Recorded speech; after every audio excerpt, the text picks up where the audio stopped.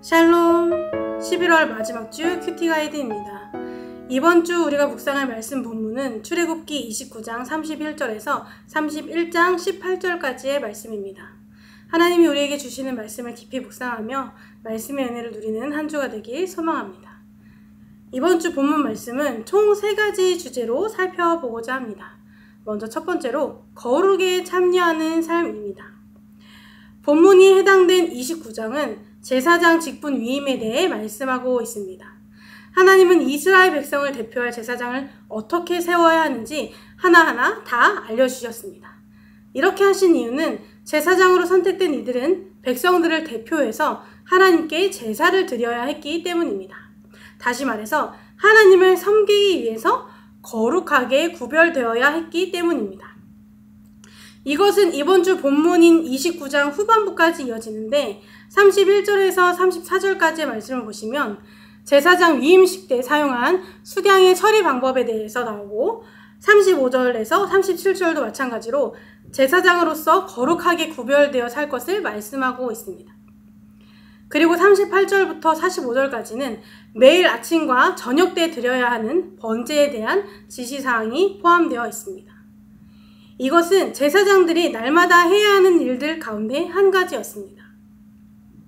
또한 이 부분에서는 회막과 거기서 제사장들이 섬기는 것과 관련된 모든 사항을 하나님께서 지시하셨다는 것을 요약적으로 언급하고 있습니다. 그리고 이 단락은 여호와 하나님이 이스라엘 백성들을 만나시고 그들 가운데 거하시며 또한 그들을 거룩하게 하신다는 언급으로 마무리됩니다. 하나님은 매일 이들이 드리는 번제를 통해 그들과 만나기 원하셨습니다. 그들에게 말씀하시기 위해 매일 번제를 드리도록 하셨습니다. 이것은 하나님이 이들과 만나기 위함도 있지만 매일 제사를 드리기 위해 자신을 정돈하고 하나님이 말씀하신 제사법으로 거룩한 제단을 쌓을 때 이들 또한 그 하나님의 거룩하신 성품에 참여하도록 하기 위해 하신 것입니다. 하나님은 백성들을 대표해서 하나님께 제사를 드릴 제사장도 거룩하게 선별하셨지만 하나님의 백성인 이스라엘 백성들도 거룩한 백성이 되도록 그들과 함께 하셨습니다. 그리고 이것은 오늘날 우리에게 똑같이 적용됩니다. 우리를 위해 오신 예수님은 우리의 대제사장이 되어주셨으며 직접 희생 제물이 되셔서 우리를 구원에 이르게 하셨습니다. 하나님과 우리 사이의 중보자가 되어 길이 되어 주셨고 거룩한 하나님을 따라서 죄를 멀리하고 거룩한 삶을 살게 하신 것입니다. 우리는 이 기회를 붙잡고 하나님의 성품을 닮아 거룩하게 살아가기를 힘써야 합니다. 말씀을 묵상하시면서 현재 자신의 삶을 돌아보며 거룩한 삶을 살기를 힘썼는지 점검하고 하나님의 거룩한 성품을 닮아가기 위해 어떤 노력을 해야 하며 무엇을 우선순위에 두고 살아가야 하는지 묵상해 보시기 바랍니다. 두 번째는 정결하고 거룩한 삶입니다. 본문 30장에서는 하나님께서 모세에게 분향단의 설계, 회막 세금, 놋 물두멍, 거룩한 향기름과 가루향에 대해 말씀하시는 것을 볼 수 있습니다.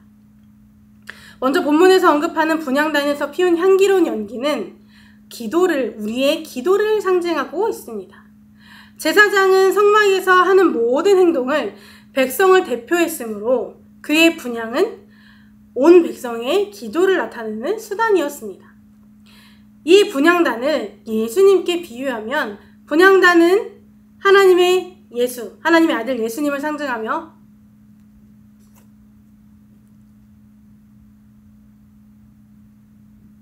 두 번째는 정결하고 거룩한 삶입니다. 본문 30장에서는 하나님께서 모세에게 분향단의 설계, 회막 세금, 놋 물두멍, 거룩한 향기름과 가루향에 대해 말씀하시는 것을 볼 수 있습니다.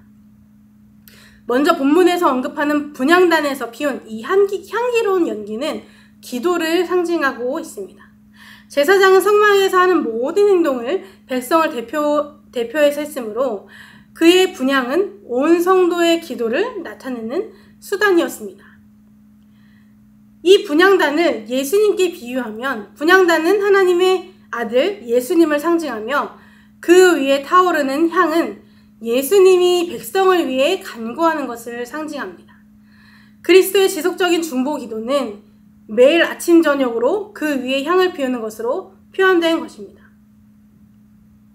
매년 한 번씩 속죄의 피를 바르는데 이는 그리스도의 중보에는 그리스도 외에는 다른 희생이나 중보가 필요하지 않다는 것 또한 나타내고 있습니다.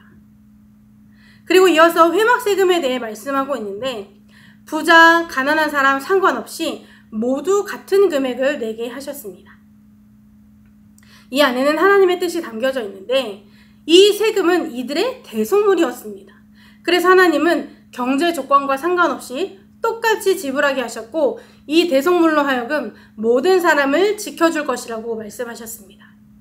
만약 이것이 경제 조건에 따라서 결정이 되었으면 어쩌면 가난한 사람들은 낼 수 없었을지도 모릅니다. 그리고 가난하다고 혜택을 받는다면 그 또한 불공평한 상황이 생겼을 수도 있습니다. 그래서 하나님은 모두에게 똑같이 적용하여 모든 이들이 하나님의 보호하심을 받게 하셨습니다. 그리고 이렇게 모금된 돈은 성막을 섬기는 데 사용되었습니다. 본문에서 세 번째로는 놋 물두멍에 대해서 말씀하고 있는데 이 물두멍은 성막 문 근처에 두어야 했습니다. 왜냐하면 아론과 그의 아들들이 봉사하러 들어갈 때마다 손과 발을 깨끗하게 씻어야 했기 때문입니다. 이는 모든 봉사의 순결을 가르치고 죄의 오염을 두려워하기 위한 것입니다. 제사장들은 처음 제사장이 되었을 때만 씻고 깨끗해져야 하는 것이 아니라 사역을 하러 갈 때마다 씻고 깨끗함을 유지해야 했습니다. 이는 우리가 날마다 많은 일에서 범죄하기 때문에 매일 하나님을 경외하고 죄를 회개하며 그리스도의 보혈을 바라보며 새롭게 하라고 가르쳐 줍니다. 그리고 마지막으로 22절에서 38절에는 성막을 섬길 때 사용할 거룩한 기름과 향을 만드는 방법이 나와 있습니다. 기름 부음은 거룩함의 상징으로서 정결함과 순결함에 관련이 되어 있습니다. 하나님은 자기 집의 종인 제사장들에게 깨끗하고 정결할 것을 요구하셨습니다.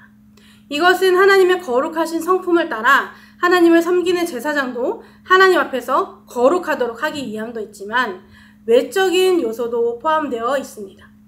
바로 거룩의 영역을 넓히는 것입니다. 모든 제사장들은 본문에 묘사된 향기로운 성소 기름을 자신의 머리뿐만 아니라 성막 기구에도 사용해야 했습니다. 이것은 제사장이 하나님 앞에서 최대한 깨끗하고 흠집이 없는 상태에서 서기 위함이었습니다. 그리고 이 기름이 닿는 모든 것은 거룩해지기 때문에 하나님은 이 관유를 함부로 사용하지 않도록 조심히 다루게 하셨습니다. 말씀을 묵상하시면서 우리는 하나님 앞에 서기 위해 얼마나 자신을 깨끗하게 정돈하며 살았는지 묵상해 보시기 바랍니다. 이 정돈은 외적인 요소도 있지만 우리 내면의 정돈도 있습니다. 제사장들은 기름으로 자신과 그 주변을 늘 정결하게 하고 하나님 앞에 서기 위해 물두멍에서 손과 발을 씻었습니다. 우리가 그들처럼 물두멍에서 손을 씻거나 기름으로 정결하게 할 수는 없지만 우리는 하나님이 우리에게 주신 말씀을 통해 우리 스스로를 정돈할 수 있습니다. 우리를 하나님의 거룩하신 성품을 따라 그 뜻대로 살게 하는 것은 오직 하나님의 말씀뿐입니다. 이 말씀으로 우리의 삶을 늘 점검하며 스스로를 정돈하고 하나님 앞에 거룩하게 서기를 힘쓰는 성도님들의 삶이 되기를 축복합니다. 마지막으로 본문 31장에 대한 말씀입니다. 마지막 본문 31장에서 하나님은 일꾼들을 부르시고 성령의 지혜로 충만하게 하셔서 성막을 짓게 하시고 안식일을 재확인하며 모세에게 증거판을 주십니다. 먼저 본문 1절에서 11절까지 말씀을 보면 하나님은 직접 지명하셔서 회막에 사용될 기물을 만들 기술자들을 세우셨습니다. 그리고 그들에게 기물을 만들 수 있는 지혜와 총명과 지식, 온갖 기술을 갖추게 하겠다고 말씀하셨습니다. 애굽에서 석공과 벽돌공으로 일했던 이스라엘 백성들은 이 일을 할 수 있는 기술이 없었지만 하나님은 부살렐과 오홀리압에게 기술을 주심으로 기물을 만들 수 있는 능력을 주신 것입니다. 이것은 이들에게 큰 영광이었습니다. 하나님께서 어떤 봉사를 위해 부르시는 사람은 그 일에 적합하게 찾아내거나 만들어 주십니다. 12절에서 17절에는 안식일에 대해서 말씀하고 있는데, 이 단락은 성막에 대한 지시사항이 무엇을 의미하는지 이스라엘 백성에게 분명히 상기시켜 줍니다. 이것은 여호와에 의해서 거룩하게 구별된 백성으로서 안식일을 기억하여 그날을 거룩하게 지키는 것이 이스라엘 공동체의 필수적인 요소라는 것입니다. 그리고 이 부분은 이스라엘이 안식일을 지켜야 하는 것을 하나님의 창조 사역에 기초하게 합니다. 이렇게 하나님은 모든 말씀을 마치시고 18절에 증거판을 모세에게 주심으로 이스라엘 백성들이 지켜야 할 규칙을 만들어 주셨습니다. 말씀을 묵상하시면서 여러분에게 주신 하나님의 능력, 달란트는 무엇인지 생각해 보시기 바랍니다. 모든 생명과 지혜, 기술, 이 세상 모든 것은 다 하나님께로부터 나옵니다. 그리고 우리 각자에게 하나님을 섬길 수 있는 능력들을 주셨습니다. 이것을 가지고 하나님을 섬기는 일에 그분의 영광을 위해 사용하고 있는지 묵상해 보시기 바랍니다. 그리고 하나님을 예배하기 위해 구별된 날인 안식일을 그 목적에 맞게 잘 지키고 있는지도 묵상해 보시기 바랍니다. 이 안식일은 하나님과 이스라엘의 언약의 표징이기도 하지만 하나님의 창조 질서의 표징이기도 합니다.